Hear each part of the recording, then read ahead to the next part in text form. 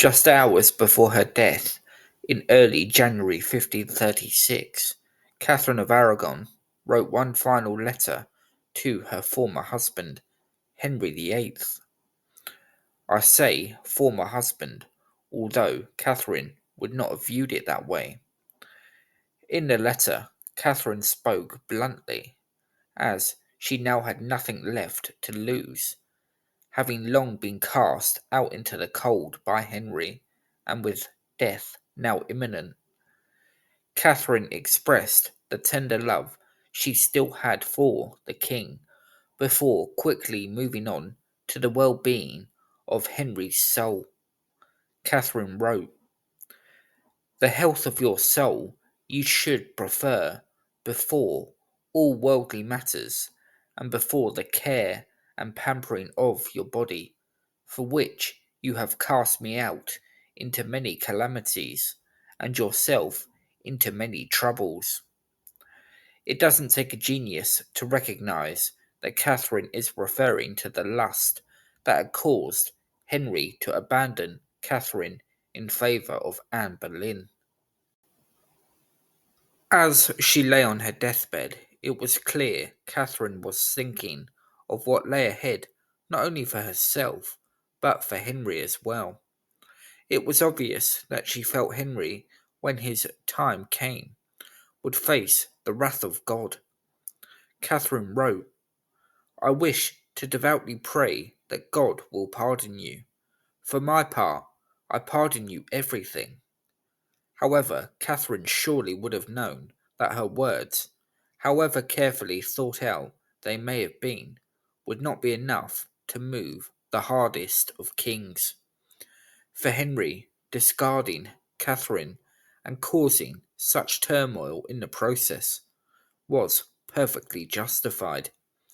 Their marriage had been a sinful one, therefore he had no reason to fear God's judgment, at least as far as he was concerned. Catherine ended her letter by urging the king to look after their daughter, the Princess Mary, who was just shy of her 20th birthday when her mother died. Catherine also requested that Henry had her servants and maids be taken care of after her death. Catherine closed by referring to herself as Catherine the Queen. She had shown herself to be a strong-willed, determined, highly principled, and conscientious woman to the end. In her heart and mind, she was still the king's rightful wife and England's rightful queen. But as admirable and dignified as Catherine had been during her marriage to Henry, it was all to no avail. After the marriage had been annulled, she spent a cold and lonely 2.5 years in effective exile. On hearing of his first wife's death, Henry, clad in yellow, alongside Anne Boleyn and their daughter, the infant Princess Elizabeth, celebrated with dancing and music. Some reports stated that Henry grew more sombre as that particular day wore on, and that eventually both he and Anne wept over Catherine's death. Regardless of whether Anne rejoiced or mourned Catherine's passing, she herself only had a matter of months to live. Anne would suffer a miscarriage, with the child apparently being a boy. This would have been a devastating blow for Henry.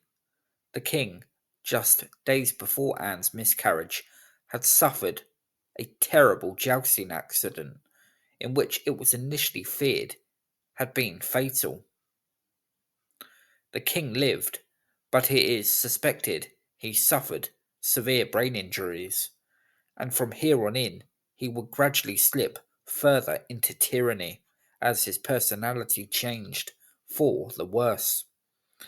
Anne's miscarriage, possibly brought on by the stress of these events, couldn't have come at a worse time, and rumours soon reached the king's ear of Anne's infidelity, and an excuse to be rid of her was concocted, as Henry turned his eye towards Jane Seymour.